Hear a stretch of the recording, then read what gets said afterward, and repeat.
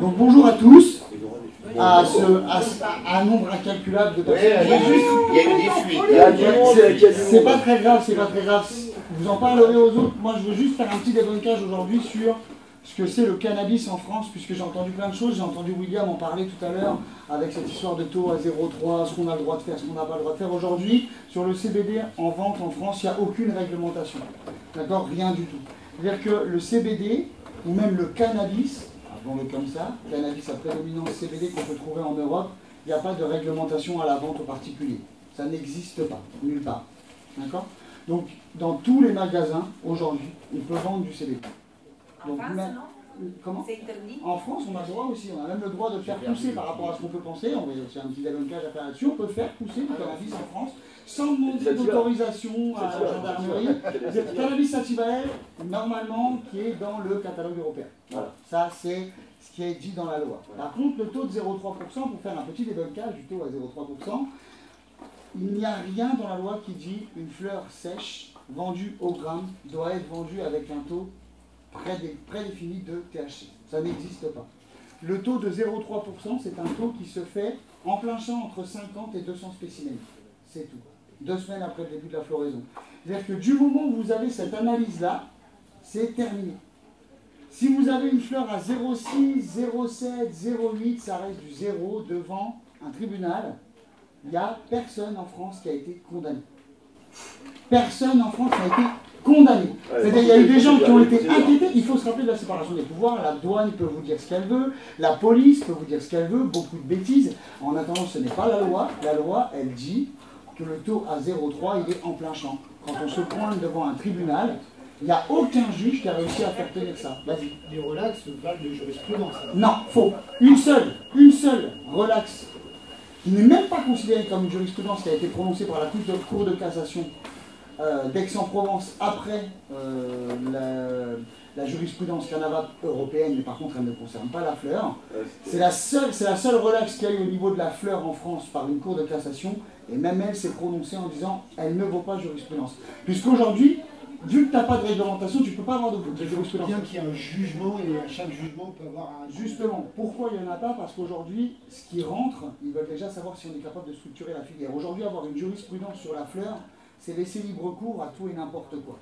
Voilà. Il y a aussi un petit truc à dire, je ne suis pas là pour défendre le business, le PSPD, on n'est pas là pour défendre le business, on est là pour défendre le consommateur. Aussi, d'accord? C'est-à-dire qu'il y a un business à faire, c'est sûr, comme partout. On trouvera tout dans ce business-là, mais au final, qui c'est le plus important, c'est le consommateur. Faire rentrer de la weed washée, cannabis prédominant CBD washé, avec des métaux lourds, des PGR, les hormones de croissance, nettoyés au solvant, c'est pire que tout. Aujourd'hui, l'UPCBD, elle dit le naturel, ça se fait entre 0 et 1%. Le 0 et 1%, il peut être vendu à l'heure actuelle partout en France, sans risque devant les tribunaux. Même chez vous, même dans les gros shops. La question de savoir si vous pouvez faire pousser du CBD. J'ai eu cette question dans le week-end. Donc faire pousser du CBD, c'est quoi? C'est avoir des graines qui font partie du catalogue européen, d'accord? Donc acheter chez MPIT, chez nous, il n'y a pas grand taux de personnes. Et c'est être agriculteur. Est-ce que quelqu'un aujourd'hui sait ce qu'il faut pour être agriculteur au niveau européen ou au niveau français? Moi je le sais, mais ça serait triché. Vas-y. Ah non, c'est triché. D'accord? Il faut t'inscrire à la MSA, avoir moins de 67. Cotiser à la MSA et avoir moins de 67. Voilà, c'est tout. Ça veut dire qu'aujourd'hui, c'est cotisation à la MSA, avoir moins de 67 ans. Terminé. Vous pouvez faire pousser du CBD dans vos gros shops. Comme ça. Et même de toute façon, tant qu'ils ne sont pas passés en floraison, personne ne pourra prouver même que c'est autre chose que du chanvre industriel. Vous gardez des pieds mères sous croissance, ça fait une pub d'enfer. Voilà. C'était juste ce petit débunkage que je voulais faire. Il n'y a aujourd'hui aucune réglementation. Nous, on la demande. Il y a beaucoup de rumeurs qui tournent en disant oui, on ne peut pas vendre au-dessus de 0,3. C'est complètement faux. Vous pouvez vendre quelque chose qui est entre 0 et 1% aujourd'hui. Et je vous conseille même de le faire. Essayez d'acheter des fleurs françaises, non washées. Il y a des producteurs en France qui font des choses bio. On va y en avoir du CBD cette année, au mois de septembre. Comment? Il va y en avoir du CBD cette année. Alors, il va y en avoir, mais est-ce qu'il va y avoir des bonnes choses? C'est autre chose. Là, l'idée, c'est quand même de réglementer le marché européen. Comme il y a dû avoir des problèmes dans vos corps de métier, il y a du matos qui venait de Chine, il y a eu des problèmes de feu parce que les normes électricité n'étaient pas respectées, il quinzaine d'années, il me semble avoir entendu ce genre de choses. Maintenant, on est exactement sur le même problème au niveau du CBD. Il y a une filière à structurer. On aimerait avoir tous les acteurs de la filière, dont les gros shops, les producteurs, les revendeurs, pour justement pouvoir structurer une filière propre et après continuer à monter l'escalier vers une légalisation. Puisque là, demain, si on tue la filière dans l'œuf, même les canaliculteurs qui vous font vivre aujourd'hui, si on continue de leur taper dessus comme on leur tape dessus, même votre business à vous, il est mort. Voilà, c'était juste un petit débunkage, on m'avait demandé de venir pour faire ça. S'il y en a qui veulent voir un petit peu sur quoi on travaille, qui veulent me joindre ou quoi que ce soit, joindre l'UPCBD pour avoir des infos sur ce que vous pouvez faire, vous n'hésitez pas, vous allez sur upcbd.org. L'adresse qu'il y a dessus, c'est la mienne, c'est moi qui suis derrière, le numéro de téléphone, c'est le mien. Vous venez discuter, nous on représente déjà aujourd'hui 500 professionnels en France, laboratoire, transformation, importation, exportation, transport, extraction, boutique. Et donc on commence à avoir une vraie expertise aujourd'hui dans le cannabis, qu'il soit français ou européen. Voilà, donc moi je vous invite à venir nous voir, à venir discuter de ce que vous pouvez faire et de pouvoir justement développer ça aussi avec vous, puisque le CBD a été emmené un petit peu par les gros shops au démarrage. C'est parti dans un truc aujourd'hui où je dirais, en étant gentil, 3/4 de la filière fait n'importe quoi. Donc il y a au moins la moitié de la filière à fermer et un quart à transformer pour ceux qui sont d'accord. Et vous pouvez prendre part aussi à ce combat, c'est-à-dire il y a des choses qui sont en train de se jouer à l'EIHA, à l'Europe, avec le Parlement européen sur la possibilité d'élargir le taux de 1%, de proposer des licences. D'élargir officiellement le taux à 1%. D'élargir officiellement le taux à 1%. C'est-à-dire aujourd'hui, en soi, c'est déjà le cas. La République tchèque... Actuellement, c'est une zone grise. Il n'y a pas de zone grise. Non, les Tchèques, Ça n'existe pas, la zone grise. Non, La zone grise, elle est... Après, il n'y a pas de texte, en fait, il n'y a pas de loi. Si, il y a une loi. La loi, elle dit tout ce qui n'est pas expressément interdit est autorisé. Ça, c'est noté dans la loi. Terminé. La loi, elle dit ça. Et la loi européenne, elle dit que si un produit est produit légalement dans un État membre, tu peux le consommer ou l'acheter dans un autre État membre. La République tchèque vient passer vers 1%. Oui, non, mais à ce moment-là, je peux appuyer sur la République tchèque. Ben, alors, pour l'instant, pour le taux à 1% en vente, c'est ce sur quoi on s'appuie. D'accord, ok. D'accord. Mais nous, c'est pas ce qu'on défend dans le fondement, parce que la République tchèque, elle va faire du 1%. De toute façon, et ce sera pas du 1% naturel. Ils ont déjà dépénalisé toutes les drogues, de manière générale. La République tchèque, il ne faut pas vraiment pas dépénaliser tous les presque, ils sont en cours. Décriminaliser. Décriminaliser. Mais en soi, là, pour le taux de THC, puisque là, on parle de stupéfiants, c'est international et tout ça, c'est comme tout à l'heure, j'entendais parler des lobbies pharmaceutiques. Les lobbies pharmaceutiques, c'est pas quelque chose dont il faut avoir peur. Un lobby pharmaceutique, c'est un lobby international. Par rapport à une loi régalienne du pays, on s'en fiche que les lobbies pharmaceutiques ils fassent une OP sur le THC ou le CBD. On parle de molécules. Les lobbies pharmaceutiques, à l'époque, ils ont fait des OP sur l'alcool. On trouve de l'alcool dans les pharmacies. Pour ceux qui ne le savent pas, je vous l'apprends. On en trouve aussi... Non, dénaturalisé. C'est pas pareil. C'est complètement différent. C'est pas pur, justement. Modifié. Donc, du coup, et on trouve du vin et du whisky chez Leclerc. Ce sera exactement la même chose si demain on veut écrire une filière. D'accord ? Le pouvoir régalien des pays, ce n'est pas un lobby international. Il y a de l'alcool sous différentes façons, dans différents pays, qui est vendu de différentes manières, avec différentes autorisations. Ce sera pareil, j'espère, pour le cannabis. C'est tout. Mais il ne faut pas avoir peur des lobbies pharmaceutiques, il faut dire que si on essaye de se battre contre eux, là on perdra. Si on travaille avec eux, là on pourra gagner quelque chose. C'est pas histoire, comme je te disais tout à l'heure, c'est pas histoire d'avoir le gâteau juste pour soi, c'est le couper et donner la bonne part à chaque personne. Voilà, c'est juste ce que je voulais vous dire, je voulais pas vous prendre trop longtemps. Si vous voulez avoir des infos, oui, dis-moi. Alors, du coup... Si vous avez des questions, allez-y, n'hésitez pas. On peut échanger, moi j'aime bien échanger. On est d'accord, je monte je m'inscris à la MSA, j'ai moins de 57 ans. 67 ans, pardon. Je vends des jeunes plantes CBD à mes clients sans... T'as pas le droit de vendre des jeunes plantes, je t'ai parlé que tu avais le droit de les vendre. Je t'ai dit que tu avais le droit de les faire pousser. D'accord. C'est pas pareil. Demain, tu veux vendre du CBD, il faut que tu aies un contrat d'extraction ou de transformation avec un labo. D'accord? Tu veux les vendre, il faut ça. Et c'est pas marqué que tu dois les vendre au labo avec qui tu as le contrat. Il faut que tu aies un contrat pour les vendre. En fait, en France, attention, on est sur du pénal. En France, à la base, tu ne peux pas vendre du CBD à des fins commerciales. Tu peux le vendre à des fins industrielles, justement pour traiter soit de l'extraction, soit de la fibre. Non, il faut que tu aies un contrat pour le vendre. C'est pas question que tu n'as pas le droit de vendre du CBD. Normalement, tu n'as pas le droit de commercialiser du CBD à la base. Tu as le droit de commercialiser du CBD depuis la suspension du contrat. Ouais, alors non, mais depuis l'arrêté. Je vais dire en même temps les gars, mais allez-y. Parce que le concept, en gros, ce que tu dis, c'est le fameux contrat que tu parles, c'est une boîte qui dit je, par contrat, m'engage à t'acheter 200 un labo. C'est ça. Ouais, un labo. Oui, voilà. Qui s'engage à acheter une partie de ta production.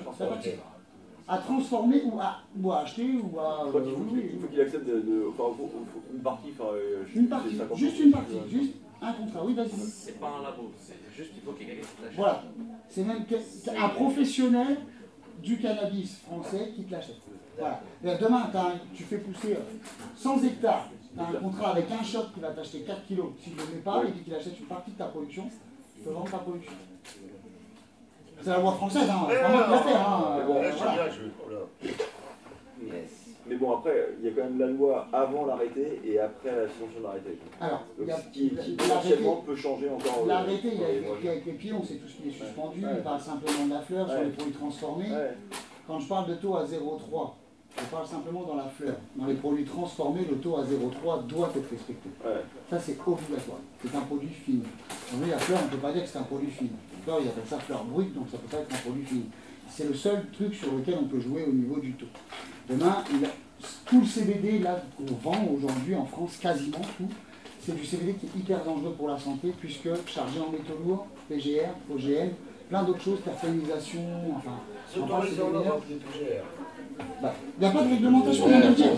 Je viens de le dire. Donc, bien sûr, c'est autorisé. Ce qui n'est pas interdit est expressément autorisé. Donc aujourd'hui, on développe une intersyndicale avec la FPC, Association française des producteurs de cannabinoïdes, le SPC, pour développer un intersyndical, avoir du monde, d'accord, pour justement libérer un petit peu tout ça aussi. Libérer la parole. C'est pas remettre le mot cannabis au centre du débat, éviter de dire chambre, ça ne sert à rien.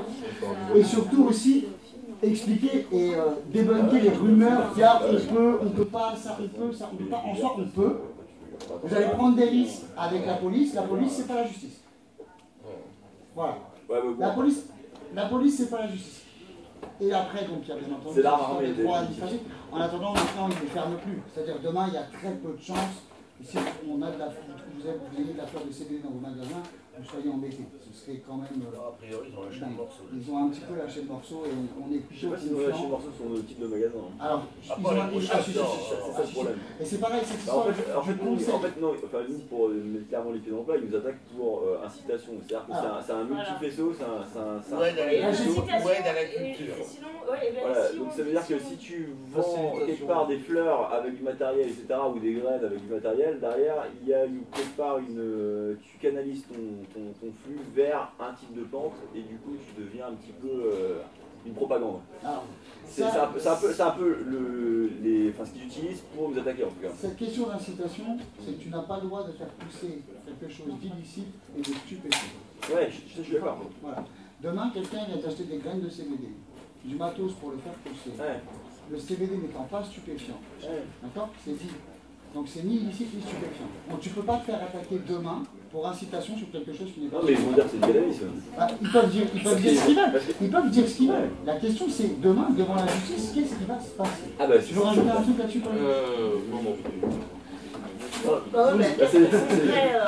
Est-ce qu'il y a un client qui se fait péter parce qu'il faisait du cannabis? Il dit ouais mais moi à mon gros shop ils m'ont expliqué comment on faisait et tout. Et moi je dis quoi? Moi le mec il m'a dit que c'était du CBD qui me dit. Après effectivement, après tu rentres dans une machine. Là moi je peux pas contrôler. Tu vois, c'est-à-dire à un moment ton client s'il vient de dire ça, bon bah là c'est ta parole contre la sienne. Toi t'as pas rôle à contrôler ce que ton client va te dire, c'est pas ton rôle. Pas ça ton rôle. Ça veut dire qu'à chaque fois que un client va te demander quelque chose, que tu vérifies ce qu'il te dit, donne-moi les clés de chez toi, je vais aller vérifier, j'ai fait des tests, c'est vraiment du CBD. Non, tu ne peux pas faire ça. Comment ils font alors pour les incitations? Comment ça vient, tu vois? C'est les clients qui disent j'étais à la boutique, il m'a tout expliqué. Voilà. Et donc du coup tu tombes même là, est-ce qu'il y a eu des gens condamnés pour incitation chez vous? Il y a eu des condamnations, alors le problème... Des condamnations, c'est-à-dire... Alors le problème c'est que tu sais pas forcément, t'as pas forcément toute l'instruction, parce que tu as des accords certainement transactionnels en référé qu'il y a eu, des shops qui ont été fermés. Le mec de Caen, il s'est fait fermer par... Est-ce qu'il a été condamné? La question c'est pas de savoir si quelqu'un est ok. Tribunal administratif... En Bretagne, il a pris un an avec son shop. Pour incitation. Non, pour aide à la culture. les trois shops de Lindner Garden, c'est en Bretagne, là. Ils ont été jugés. Ouais, il a pris un an, ils sont c'est arrivé quand? C'est arrivé quand? Ça a 3 ans, 2018. Mais en tout cas, il y a des procédures en cours sur lesquelles, effectivement, ils attaquent sur un multi-faisceau. Après, effectivement, il y a l'affaire de Reims qui fait que derrière, bon, voilà, il y a eu une relaxe en première instance et en appel. Mais pour l'instant, voilà, on est quand même dans un secteur qui est ultra sensible. Et puis nous, ça nous arrivait. En 2018, ils étaient fin chaud. Hein. C'est-à-dire que quand ils nous ont tombé dessus en 2018, ils nous ont tous tombé dessus. Hein. Moi, je sais pas, je dois être à 10, 12 gardes à vue, je pense.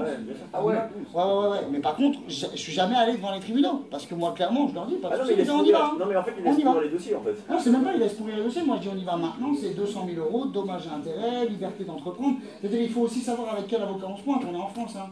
D'accord, comme je disais tout à l'heure, c'est pas parce qu'il y a un flic, qui vient vous voir et qui dit oui, alors c'est comme ça. Non, c'est pas comme ça. Toi, tu dois faire appliquer une loi, tu la connais pas.